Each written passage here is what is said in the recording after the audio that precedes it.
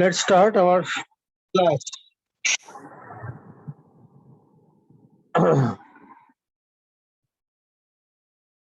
Now, you already know the important aspects of DFT, its theory. Today, we'll just solve one problem.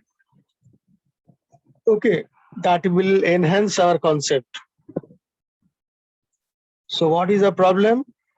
I write derive the DFT of the sample data, derive the DFT of the sample data sequence xn equal to 1, 1, 2, 2, 3, 4, 3. These are the samples, and compute the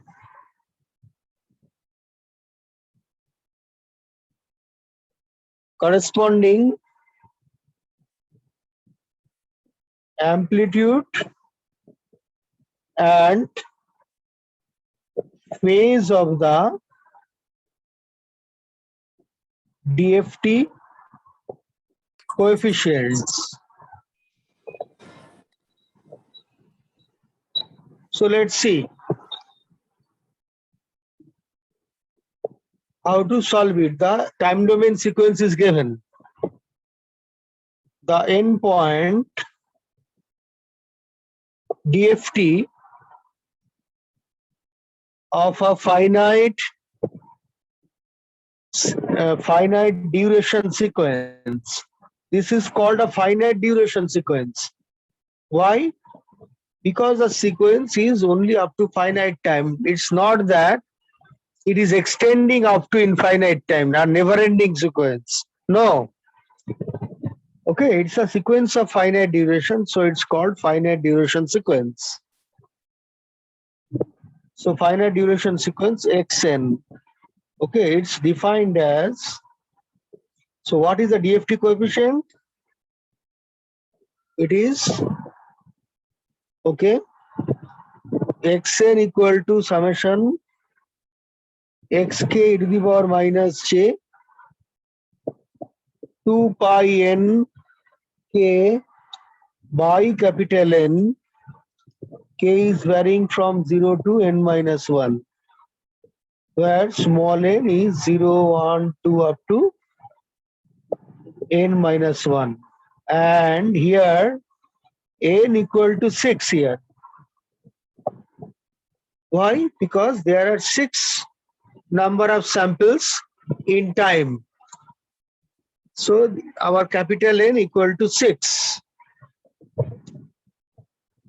Now for n equal to 0, what happens? It will be x0, our first DFT coefficient. K is varying from 0 to 5. Put n equal to 6, 0 to 5, xk, then n is 0. So e to the power minus j 2 pi 0 into k by 6, or e to the power 0, 1. So summation xk. So it is x0 plus x1 plus x2 this way up to x5. So x0 is 1, x1 is 1, x2 is 2, x3 2, x4 3, x5 3. So it is the addition of all 6 samples, which is equal to 12. So that is our capital X0. Now for n equal to 1, our x1 equal to, now xk summation k equal to varying from 0 to 5, xk to the power minus j 2 pi into our n equal to 1. So 1 into k is k by 6, or it is just we are substituting values. So it is e to the power minus j, okay, pi k by 3. Okay. So we put this value, put k equal to 0. So it will be x0 into k equal to 0 means e to the power 0, 1. x0 is also 1. Then put k equal to 1. x1 is 1. So 1 into e to the power minus j, pi k is 1. So pi by 3. Put k equal to 2. x2. x2 is 2. So 2 into e to the power minus j, k is 2. So 2 pi by 3. Okay. Plus put k equal to 3, x3. x3 is also 2. 2 into e to the power minus j, k is 3. So 3 pi by 3. So it will be simply pi. Plus x4. x4 is 3. E to the power minus j. Now k is 4. So 4 pi by 3. Okay.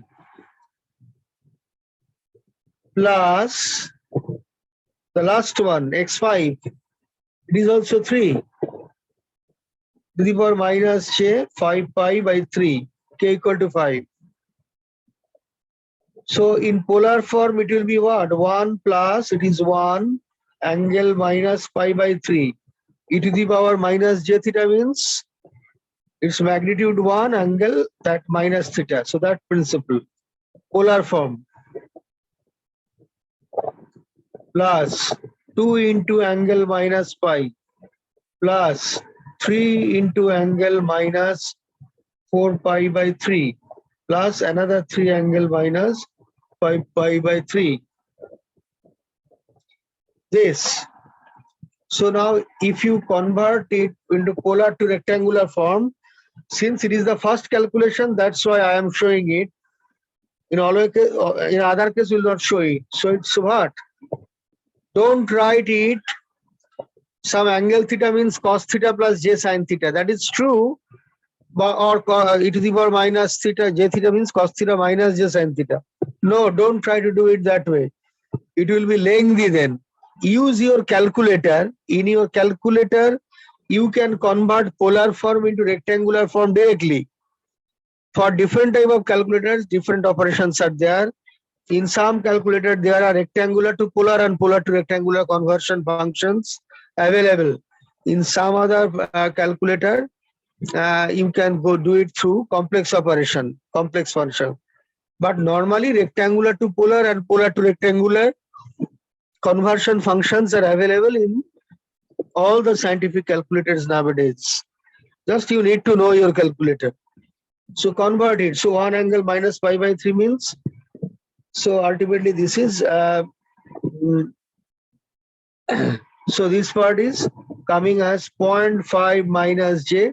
It's root 3 by 2. So 0.866. So directly through calculator, you will get this thing. Then 2 into, it will be cos 2 pi by 3 minus j sin 2 pi by 3. So it will be minus 0.5 minus j 0.866 plus this 2 into, okay, now cos pi is minus 1 and sin pi is 0. Okay, so it will be just minus 1. Okay, then 3 into this function, you'll get it, it's coming as minus 0.5 plus j 0.866 plus one more 3. 3.5 plus j, again 0.866. So this thing. So finally it's coming as minus 1.5 plus j 2.598. So that is our x1. Okay, after calculation, we are getting this particular thing. Next, the next page, you will see our x2, capital X2, third DFT coefficient.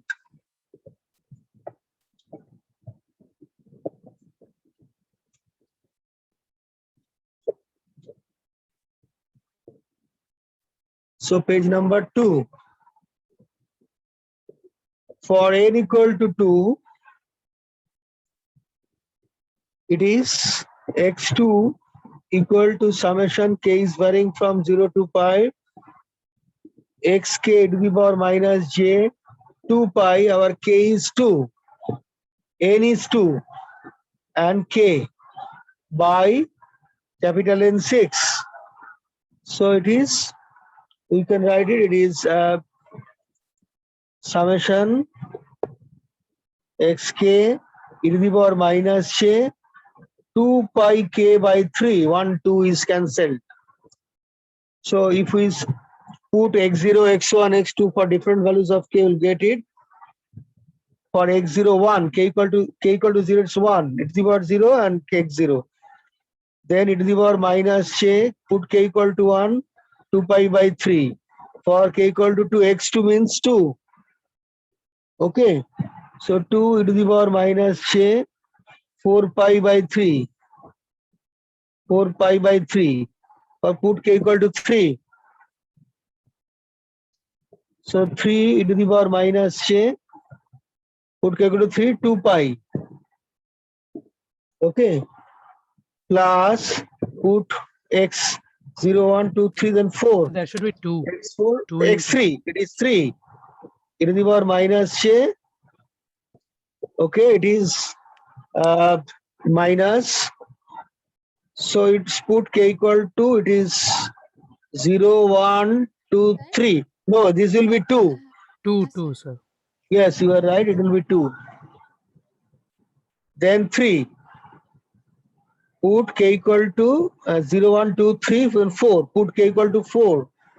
K equal to 4, then it will be to the power minus j 8 pi by 3. 0, 1, 2, 3, 4, then 5. X5 is 3. E to the power minus j, it is 10 pi. 10 pi by 3. So this way, now after converting it to the rectangular form, it is a polar form, you know, from polar. Okay, I am not doing all the steps, I just simply write it in polar form. Then I'll give you the end result.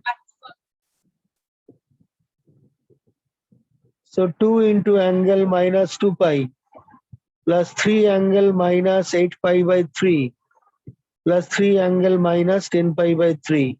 It's done, and final result is coming as minus 1.5 plus j 0.866. That is our x2. Now for n equal to 3, okay, for n equal to 3, it's coming as x3 is xk e to the power minus j 2 pi into n is 3 into k by 6. K is varying from 0 to 5. Here it will be xk e to the power minus j 6 cancelled. So pi k. Simply it is pi k. So it will be 1 plus e to the power minus j pi, then 2 into e to the power minus j 2 pi plus 3 into e to the power minus, 2 into e to the power minus j 3 pi, okay, plus 3 into e to the power minus j 4 pi plus 3 into the power minus j 5 pi. For different values of k we are getting, and from that we will get our x3 equal to, it's coming as 0. After calculation we will get it 0. Don't think that always it will be. For this particular problem only we are getting as 0. For other problem, it will be non-zero. For n equal to 4, our x4 equal to xk, k is varying from 0 to 5, e to the power minus j, 2 pi into n is 4 into k by 6, or just simplifying, it will be to the power minus j, so it will be 4 pi k by 3. Okay, so you do it that way exactly. So after calculation, we will get minus 1.5 minus j 0.866. Do it yourself. Simple. So it's x4. Okay. Then we will get our x5 in the next page. Page number 3.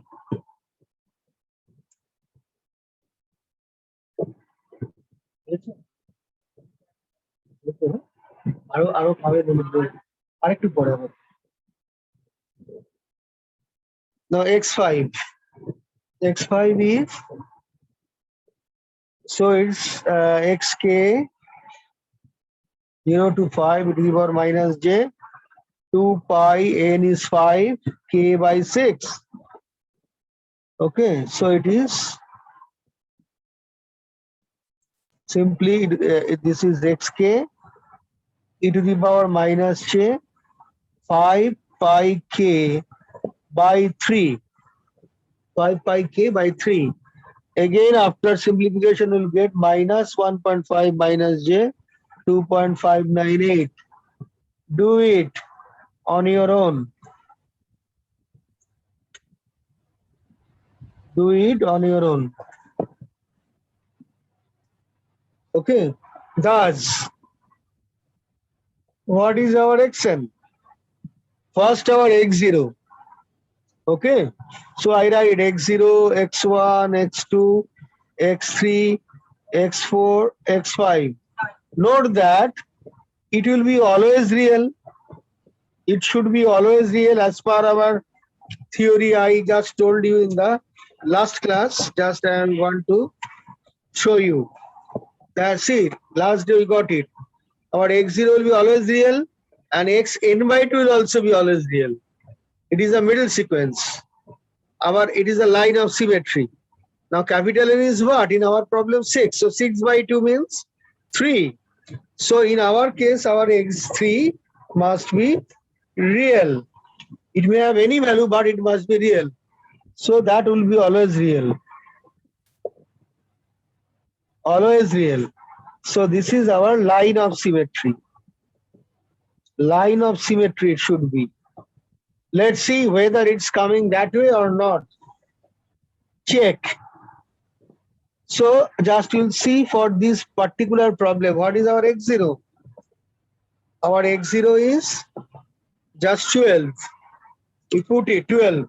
So you see it is real. Okay. So x0 is real. Our x1 is minus 1.5.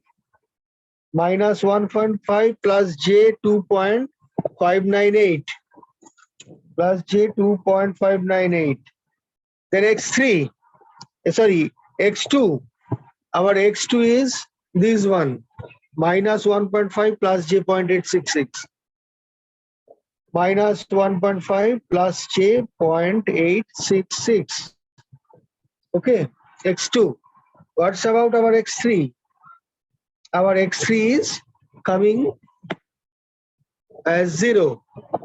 Okay, now in this particular problem it is 0, but it should be always real. Any value but real value. And x4, our x4 is this particular value. Minus 1.5 minus j 0.66. So I write it minus 1.5 minus j 0.866. And our x5 is minus 1.5 minus j 2.598. So this is our line of symmetry. Line of symmetry. Now note one thing. that this is the complex conjugate of that, this is the complex conjugate of this.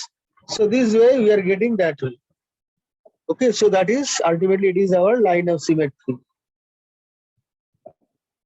The corresponding amplitude is what? The corresponding amplitude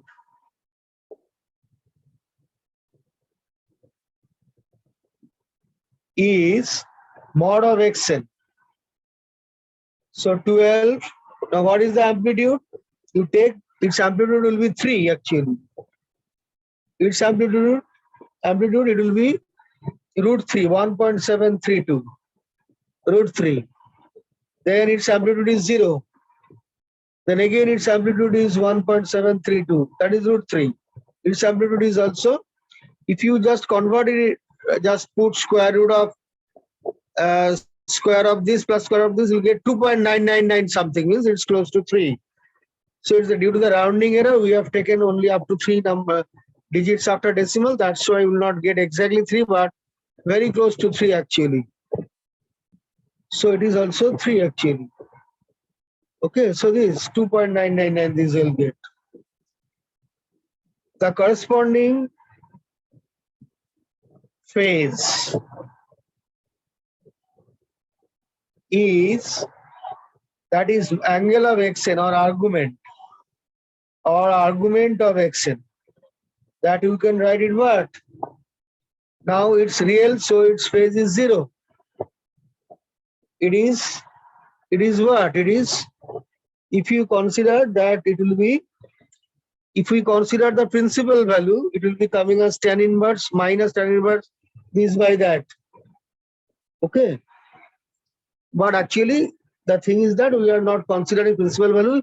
In calculator, if you convert it from rectangular to polar, you will get the actual value, not the principal value. The actual value, if you put tan inverse, you will get principal value. But if you convert directly from rectangular to polar, then you will get the actual angle. It is this angle will be actually in the second quadrant, because real part is negative, so it will be the left side. So its angle is coming as 5 pi by 3, something like. In radian, I am writing it. Sir, it's 2 pi by 3. Huh? It's 2 pi by 3. 2 pi by 3. Yes, Oh, sir. maybe. I may make some mistake. Yes, it is tan inverse. This is 2.59 means 2.6 by 1 point. Are you sure? Maybe. Okay, I am just writing. So check it. Yes, sir. So Yes. 2 pi by 3. Okay. Then in the next case, it will be 2 pi by 6, I think. Sir, 5 pi by 6. 5 pi, it will be what? It will be 5 pi by 6. What's about this? 5 pi by 3 or? না sir মানে একটা 0 আর 0 পর 2 pi by 3 তারপর 5 pi by 6. So it is just which one? Sir, Just one. Sir, So 0, 2 pi pi by by 3, 5 pi by 6, 2 pi by, like that. 0 to pi by 3, 3, 5 pi by 5 pi 6. by 6, then 0, then it will be whatever made, you are getting minus 5 pi by 6 and minus 2 pi by 3. Because in complex conjugate, it will be coming this way actually. Okay. So it is, so that is our angle. Clear? 5 pi by 6, 0 minus 5 pi by 6 and minus 2 pi by 3. So this side is the complex conjugate of that side. So it is the having odd symmetry with respect to the line of symmetry. Yeah. So ultimately, you can plot it. It will be mod of xn versus n. So just put, it will be this. It will be 12 for n equal to 0. For n equal to 1, it will be 3. 3. For n equal to 2, it will be root 3. That is 1.732. For n equal to 0, 1, 2, 3, it will be 0. For n equal to 4, again it will be 1.732. and for n equal to 5, it will be again 3. So we are getting some symmetry with respect to the line of symmetry. Okay. And if we plot the phase spectrum, so it is 0 for n equal to 0. For n equal to 1, it is 2 pi by 3.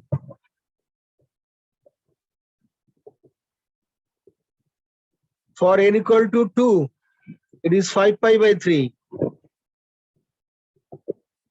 Then it will be 0 for n equal to 0. For n equal to 4, it will be minus 5 pi by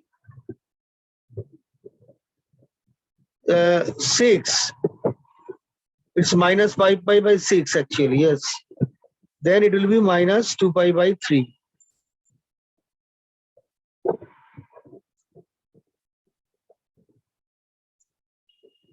Okay.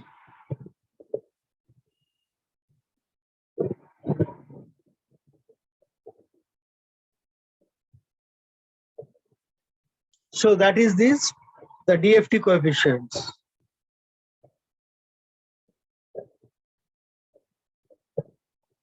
Now, how to find out C0 and C1?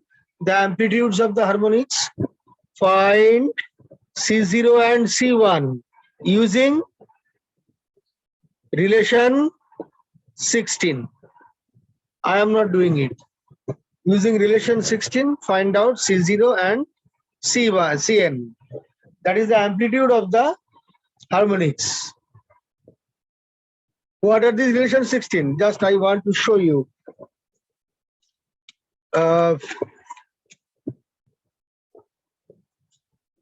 Just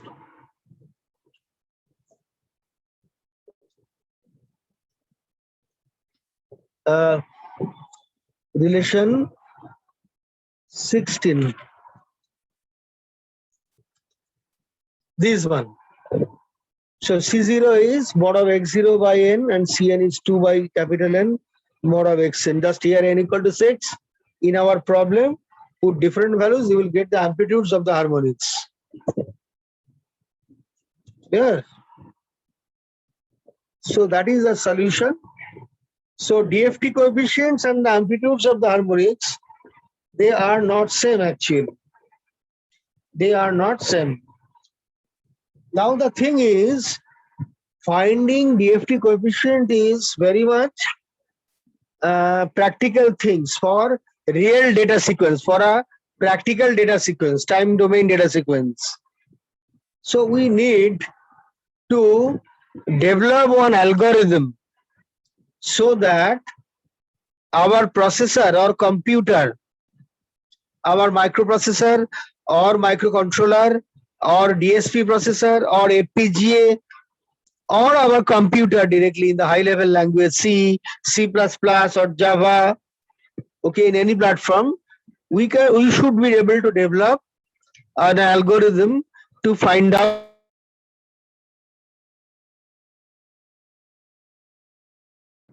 So how to find out these DFT coefficients? Okay, so how to develop the algorithm? So the algorithm will be developed when we frame our problem not like an algebraic manipulation. If we frame our problem in a matrix form. Okay. So let's see how we can frame our problem in a matrix form.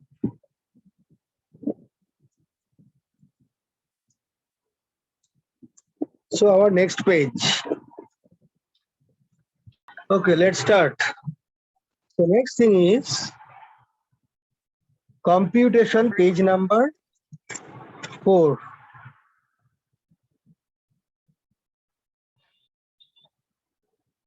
Computation of DFT. Computation of DFT.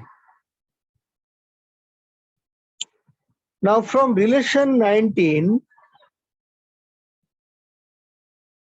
now we want to frame the problem in matrix form, as I told you.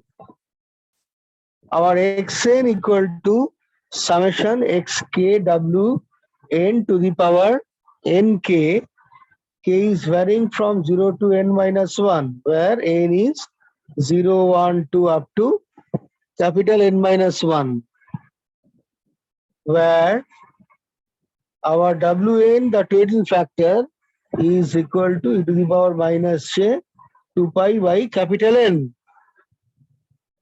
Okay. Now we can write it for any value of k.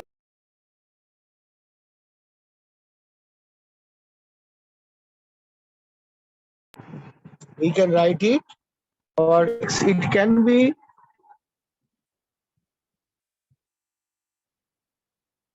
expanded to xn equal to what? For k equal to 0, we can write x0 into wn to the power 0. So x0 into wn to the power 0. Put k equal to 1. So it will be x1 into wn to the power k. And it is k equal to 1. Sorry. Sir? So it will be Sir, for k equal to, yes. excuse me, sir. Last day you taught the total factor, sir. I have a question. Is this total factor related to the Fourier basis like that? Fourier basis, you can say, yes, that way. Because it is actually the weighting factors. It is the weightage given to each sample. And so ultimately our harmonics, Xn is not directly harmonics. It is related directly to the harmonics in the sense that from Xn we can go to our Cn, C0 and Cn. So the amplitude of the harmonics, that is C0 or Cn, or our Xn in our case, is the weighted combination of time domain samples. X0, X1, X2, X3, these are the time domain samples, and they are multiplied with the weighting factor. The weighting factor is W. For each. Sir, you are muted.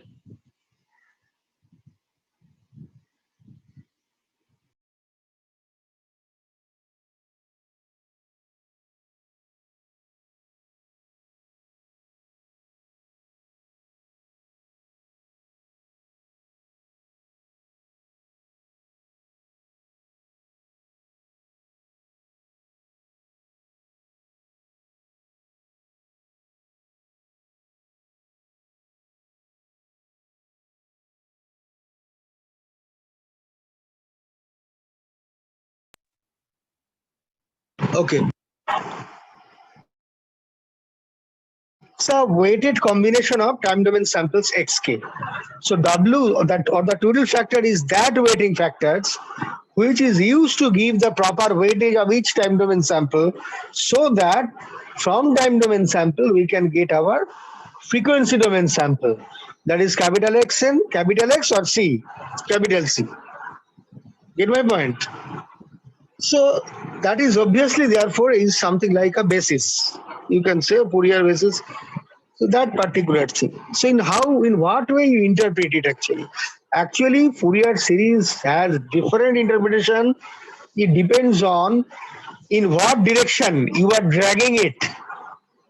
Depending on you can interpret. So Fourier series, I told you in the last semester, in the class of signals and systems, that Fourier series is the starting point of signal processing. It is the ABC of signal processing. From Fourier series, you can get everything. Okay, it is that. So it is. So so it is x1 into wn to the k. Put n equal to k equal to 1. No, just while talking, I made some mistake. So k equal to 1 means it will be x1 into wn to the power n. Then put k equal to 2. It will be x2 into wn, k 2n. This way we are getting. Okay. So put k equal to n minus 1, x n minus 1, wn. Okay, k is n minus 1. So it will be n minus 1 into n. So this way we can get it. Yeah. Or we can write it that in matrix form. What we can write? Our xn equal to, so we can write it wn 0, wn small n, wn 2n, this way wn, n minus 1 into small n, that is what matrix. It is multiplied with x0, x1, x2 up to x, n minus 1.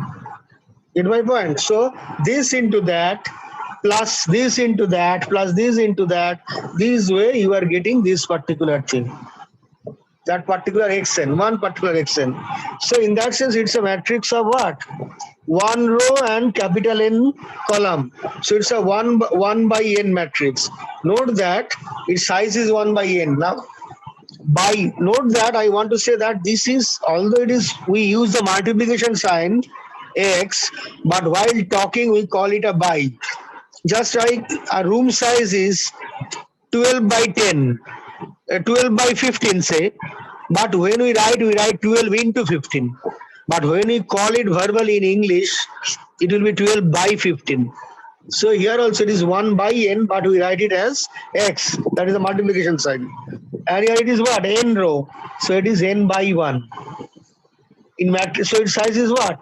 1 by n and n by n 1. So n and n as you cancel, so its size will be 1 by 1. So that is the basis of matrix. But it's not, but this matrix will be applicable to all n. So n will be 0, 1, 2, all such thing. For n equal to 0, 1, 2 up to n minus 1. For all n it will be there. So if you write x0, put 0 for all n. If you write n equal to 1, put 1 for all n. So this way. So ultimately, when we write it for all n, it will be what? x0, x1, x2 up to xn minus 1. So all the frequency domain coefficients. We put all n. Then it will be what? So it will be wn. We first take for n equal to 0, we put all 0. So wn to the power 0, wn to the power 0, wn to the power 0 for n equal to 0. Here also wn to the power 0. So and it will be what? It will be x0, x1, x2 up to x n minus 1. So this into that plus this into that plus this into that plus this into that, this way we'll get our x0. Similarly, when n equal to 1, we get what? Another independent manipulation. For n equal to 1, put n equal to 1. So wn to the power 0, wn to the power, so you put n equal to 1. Okay. So 1. So then n put n equal to, so it will be wn, it will be 2. So wn put n equal to 1. So it will be n minus 1. So this into that, plus this into that, plus this into that, this way, plus this into that, ultimately you get x1. Similarly, you put n equal to 2. So wn0, wn2, wn4, wn, okay, it will be 2 into, or better I add n minus 1 into 2. So it will be that way. So similarly, when we put n equal to n minus 1, wn to the power 0, then wn, it will be n equal to n minus 1. Then it will wn to the power 2 into n minus 1. It will be wn, then n minus 1 into n minus 1. So this is our matrix. Okay. So we can write, therefore we can write that in matrix form, okay, a relation 19 becomes, in matrix form, relation 19 becomes, it will be, this will be a matrix xn. I write it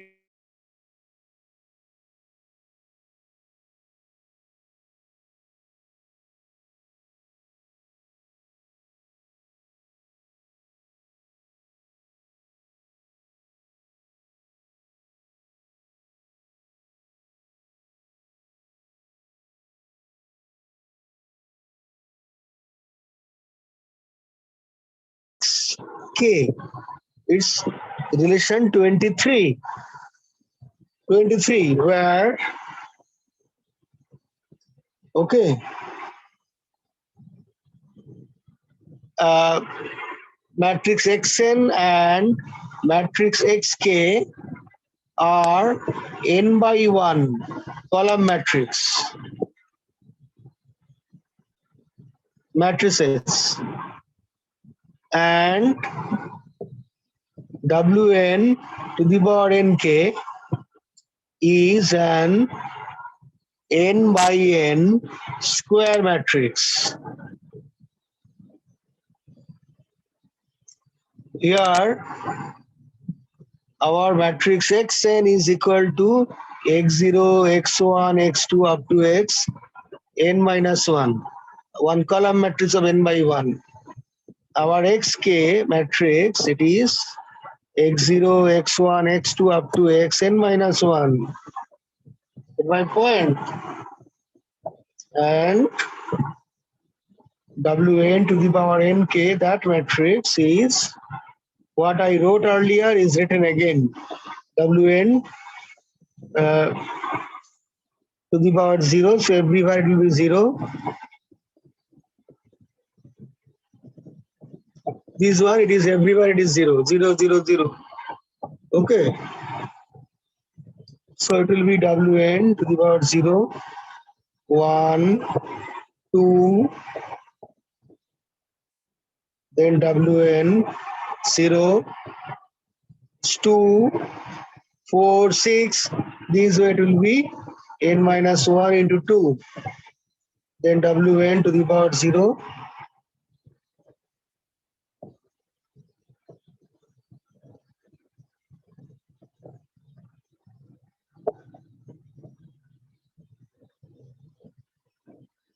That.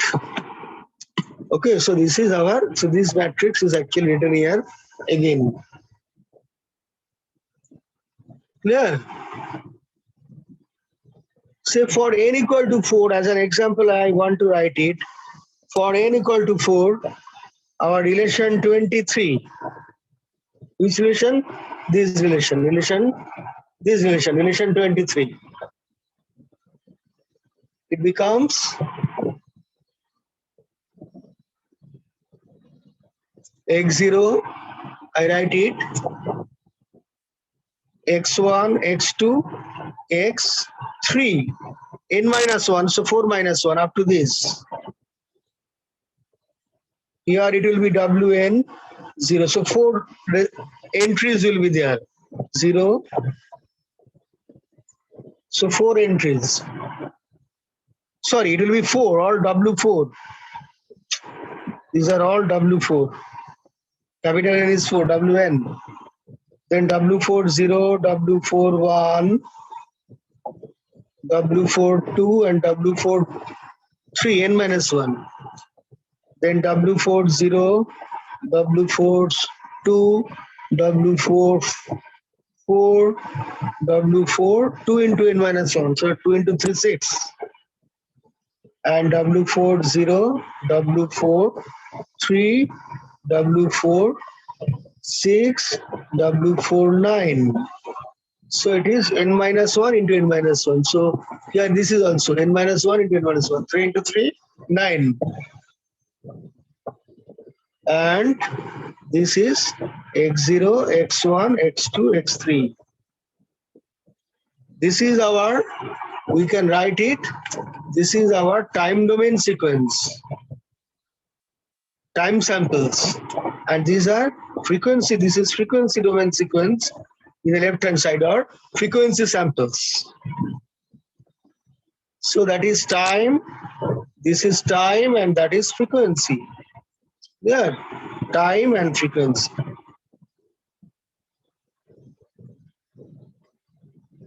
Now from time sample we can get frequency sample. How? Note that there are, if there are n such samples present, there will be in time, then there will be n such frequency samples in frequency domain. Then to carry out that manipulation, how many mathematical operation will be involved? Say this into that, one multiplication, this into that, another multiplication, this into that, third multiplication, this into that, fourth multiplication. So if we have n such samples, there will have n, it will have n multiplication per row, this into that. So it will be, so ultimately we can say that it will be n multiplication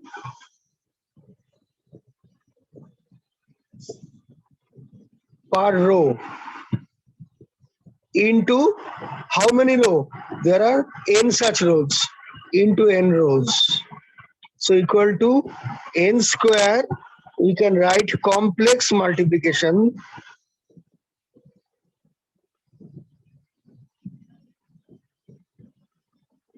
this is a complex, total factor is a complex quantity.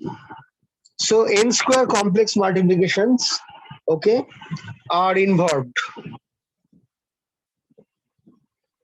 in that multiplication operation. Okay, and how many addition is there? Okay, so one term, this into that one term. So this term is added with that term. So one addition, and this term again it will be added with this into that term. Second addition will be added with this into that. So third addition.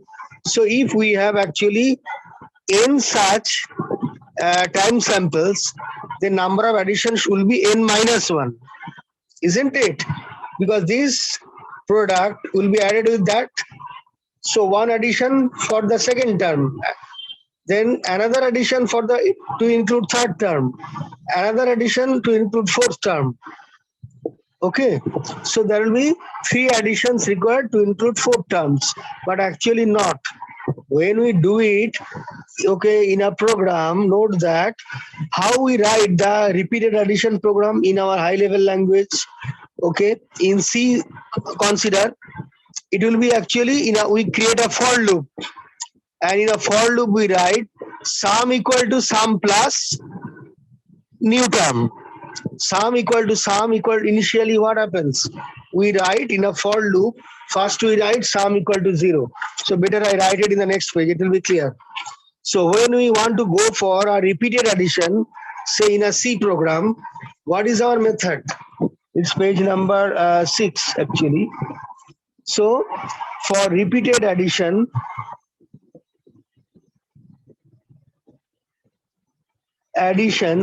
in a high level language,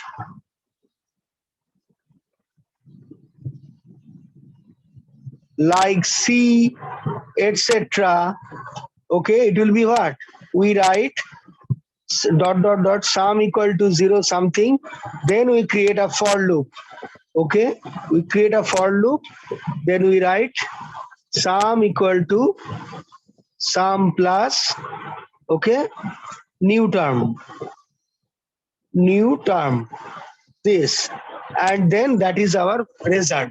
So initially when we start our for loop, our first new term, okay, is added with 0 because sum is 0. So first term is added with 0 and the result is stored in the sum.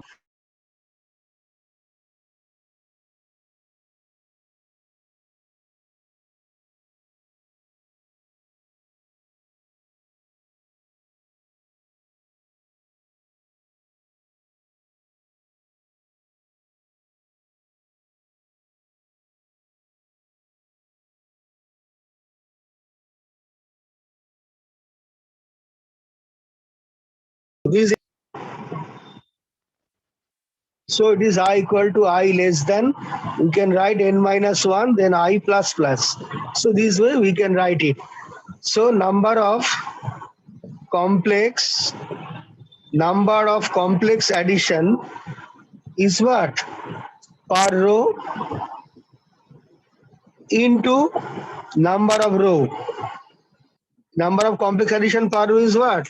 Therefore, we are having n number of complex addition. So it will be n complex addition per row into n number of rows. So it will be n square complex addition. Yeah. So note that how much of the computational load is involved here to compute endpoint DFT. So we can write the computational load, or we call it computational burden, or also we call it computational complexity of a processor, okay, is actually, it is equal to, it is proportional to n square. N square actually. Okay, so n square. So the computational load or burden or it increases rapidly. So the load increases rapidly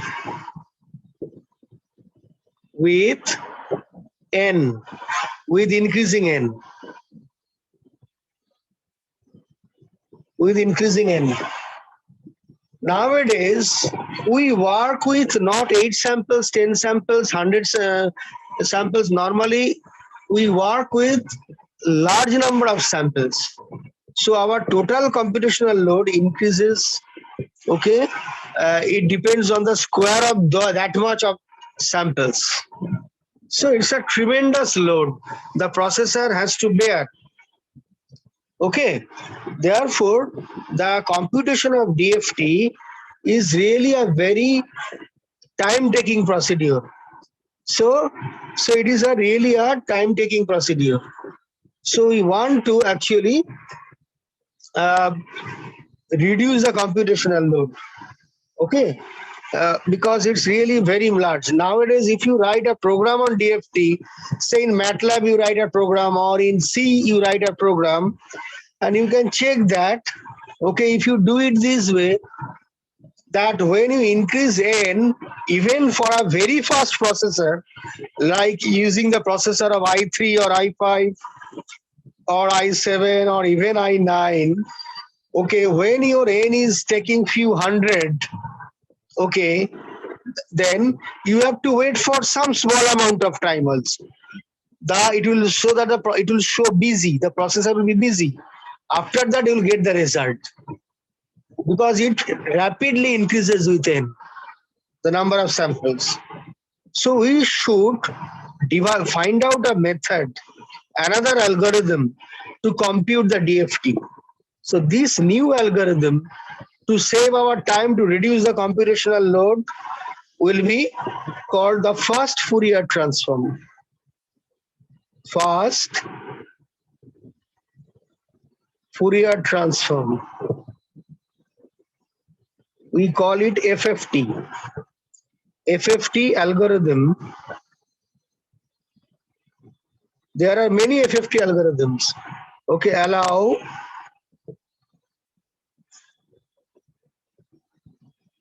computation of DFT with reduced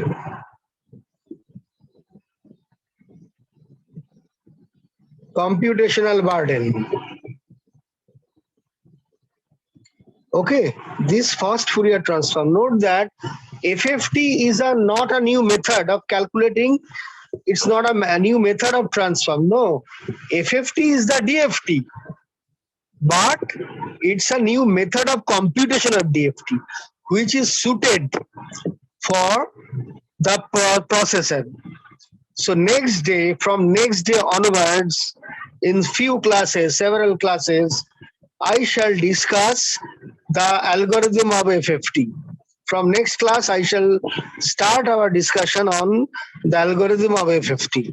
Okay, with this, I like to stop today. But if you have any question, obviously you can ask me. Any question? Sir. Yes, sir. Sir, discrete time Fourier transform or discrete Fourier transform কি different? Yes, they are different. ঠিক আছে, এই প্রশ্নটা স্বর্ণদীপ বলছো তো নাকি? হ্যাঁ sir. আচ্ছা শোনো, যাই হোক, আমি এফএফটি যখন আমার বলা হয়ে যাবে, তুমি না একটু মনে করে আমাকে এই কোশ্চেনটা আরেকবার করো। আচ্ছা হ্যাঁ, আমি এখন বলতে চাইছি না, এখন আমি ব্যাপারটা সেরে নি তারপরে আর কি। এটা হলে আমাকে এই কোশ্চেনটা একবার করো, আমি ভুলে যাব হয়তো। এফএফটি চ্যাপ্টারটা যখন শেষ হয়ে যাবে ঠিক তখনই আমাকে জিজ্ঞেস করবে, আমি বলবো চ্যাপ্টারটা শেষ হয়ে গেল, তখন আমি তোমাদেরকে ডিফারেন্সটা বলে দেবো। ডিটিএফটি, আচ্ছা তোমাদের কি জেড ট্রান্সফর্ম শুরু হয়েছে? হ্যাঁ স্যার শুরু হয়েছে, তাহলে তো চমৎকার, তাহলে তো বলাই যাবে। তাহলে আরেকটা কাজ করা যায়, ঠিক আছে, একটা কাজ করো, তুমি পরের দিন না ক্লাসের শুরুতেই এই কোশ্চেনটা আমাকে করো, তাহলে তোমার কোশ্চেনের আনসারটা দিয়ে তোমাদের যেহেতু জেড ট্রান্সফর্মটা শুরু হয়ে গেছে, সুতরাং আর কোনো অসুবিধা নেই আর কি। তাহলে আছে, আমি স্যার। পরের দিনই এর আনসারটা বলে দেবো, শুরুতেই বলবে কিন্তু, আচ্ছা, মাঝখানে বললে আমি কিন্তু ডিসকাশনটা ব্রেক করবো না আর কি। আচ্ছা, ঠিক আছে। ঠিক আছে, ওকে, ঠিক আছে, তাহলে আজকের মতো।